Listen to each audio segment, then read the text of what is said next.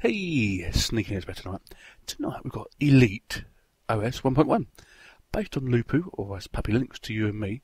It's for people who are visually impaired or orally impaired. And I don't mean your mouth, no, I mean your ears, so you can't hear too much. Comes with a screen magnifier, a virtual keyboard, text-to-speech and stuff like that. I've installed it to the hard drive, as you can see from here. Get a trash icon as well. I'll go quickly through it with you, and I'll see what we've done with it. There are some problems, but it's not down to Elite. It's basically down to lupu this time for some reason or other.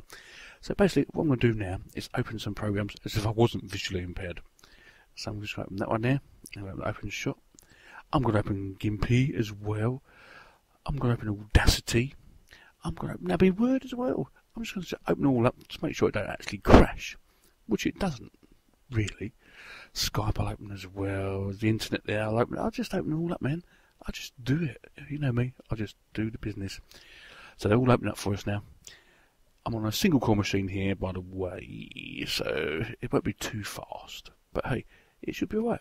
But as you can see, it doesn't crash. All comes up alright. If you want to use Skype, you have to agree and do the business, as you know. GIMP is actually opening up eventually, and there's Firefox as well. So we've got a lot of programs there opening at the same time. So what we're going to do, we're going to go down to the System Process Manager, and you can see what it's using. As you see, it's using about half the CPU processors at the moment, but hardly any RAM, and none of them is swap. So that's pretty good, really, then they're doing it. I'm not going to knock it for that one iota. It really, really works nice. But it is based on lupu. But I think maybe it's not an updated lupu. So what we're going to do, we're going to start taking out some programs, because one of them is a bit resource hungry, I think. I'm not sure if it's OpenShot or something else. It could be OpenShot, I think. I'm going to close down Gimpy. Look, I'll click the window. You know, it does a little peek, goes down again. It's still using quite a bit. What about Audacity? Could it be Audacity? I don't know. I don't know what one it is. There's one that's using an awful lot of the CPU. So I'll close Audacity down. So we'll click on the box. There we go, get a peek, we go down again. Still at 41, oh no, we're going down to 29, no, we're about 30. So I think Audacity and OpenShot are the babies here that are using it all at the end of the day. But you wouldn't have them all open at the same time, would you? If you're using Puppy Linux on a system that's like 10 years old, or 5 years old, or whatever. One of those anyway. Anyway, we're closing them down here, slowly but surely. See, we're still running around about 30. So is it P-burn? So if I close P-burn, what happens? We go down, processor thinks about it. Oh my god, it loses loads.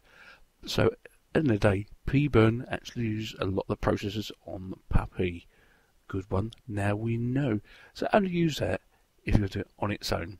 Don't multitask with it. Otherwise, you're going to be up the creek without a paddle, so to say. If it's an old machine anyway. So yeah, as idle, it runs about 5 to 4%. Doesn't use no RAM, it's about 40. I've actually had it run at about 32 at some stage. Hey. But remember, it is lupu at the end of the day, but this is like a specialist version, supposedly. I mean, I like what he's done to it, it's really nice, but there's a little problem. One little problem's here. We've still got the base bar there that's still there. It's just auto-hide. So we really should have put our like, widget bar at the top, really, with a better idea, like some of the other pups. That would have been even better, really. Don't you think? Well, yeah, I do know. So we're going to go through its basic Puppy at the end of the day, as I've said before, on so many occasions, because what you can do with Puppy is, well, how big your mind is. You can do whatever you want to it. There's some people got their ISOs for Puppy up to about nearly a gig. It all depends what you want in it. But as you can see, I've put Chromium in and some other stuff that I like to use, so, you know, that's all right. So we want Chromium? Yeah, go on then, we'll open it. Nice, Chromium, super, works, I like it. But this time we also get, look at this one, really nice one. You get loads of extensions. Nice, I'll click on it. So basically you can use the Google Chrome extensions for Chromium. No problem. Remember, Google Chrome is Chromium at the end of the day, but Google would like to pass your information back to Google so they know what you're doing. You know what I'm saying? So what I'm going to do here is use the screen magnifier, see how good it is. So I'll click on it. There we go. And that is a pretty good screen magnifier. Now, if you have trouble seeing, like me, because I'm 150 years old, and my glasses are like 10 inches thick, this is really, really, really good. You know, you can see what you're doing. But there's got to be a way of doing these screen magnifiers so you don't have to go one side to the other all the time. It must make it really awkward for somebody who is visually impaired, or however you want to be called, to see stuff. You just want to see a screen and just like click on something just on that section of the screen. I'm sure there's one out there. Also, we've got the virtual keyboard, which I thought was another bloody good idea. Now, problem I had with this, when I tried to use it with Abbey Word, didn't want to play ball. When I wanted to try and use it with the net, it didn't want to play ball. So even though it comes up full screen like this, so it's brilliant, isn't it? You can say, oh yeah, lovely, I can do me typing, even though I can't see very well, but it don't work with some programs. It needs to work with these programs. Problem number, whatever it was, I'm on now, I don't know, text-to-speech. Now, I've installed OpenShot and GTK Record on my desktop. Now, since then, I can't use text-to-speech. So we've got a conflict in the deb files somewhere along the way. So somebody has to sort that out, don't you think? I'll click it again just in case. Just look at it, and I'll wait, and I'll wait, and I'll wait, and I'll wait. Oh, I've got fed up waiting, really. Can I wait a bit longer? Because sometimes some things do take a bit of time to come up if you've got loads of stuff on your hard drive. So no, it wasn't going to come up. Just if I can find it somewhere else down here. Look, was it in multimedia? No, it's not down there. I don't know. So I'll click it one more time. I'm getting bored now, as you can see. I'm bored. I'm really bored now. It should be doing what I want it to do.